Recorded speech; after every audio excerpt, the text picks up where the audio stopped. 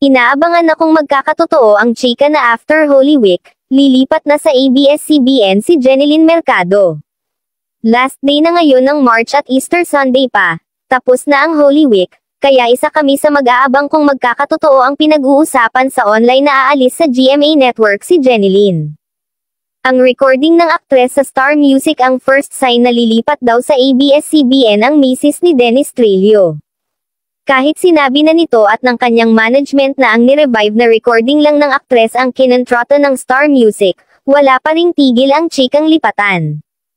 In fact, marami ang kumbinsido na mangyayari ito at baka, magising na lang daw ang kapamilya fans na pipirma na ng contract sa ABS-CBN si Jeneline.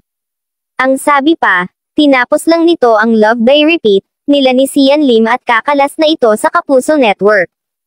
Ito ay kahit may mga nagpaalala sa mabilis maniwala na malabong lumipat ng network si Jeneline dahil nasa GMA ang asawang si Dennis Trillo, recording lang daw ang pinirmahan ng singer-actress sa Star Music. Hindi nito sakop ang kontrata sa GMA Network. Sa April 1 na nga ay magkakaalaman na, kabilang kami sa mga abang kung iiwan nga ni Jeneline ang GMA at si Dennis para lumipat sa ABS-CBN. Samantala, ang GMA Pictures pala ang magdi-distribute ng movie ni na Jeneline at Dennis na Everything About My Wife, kasama si Sam Milby. Produced ito ng Crea Zion Studios sa direction ni Real Florido.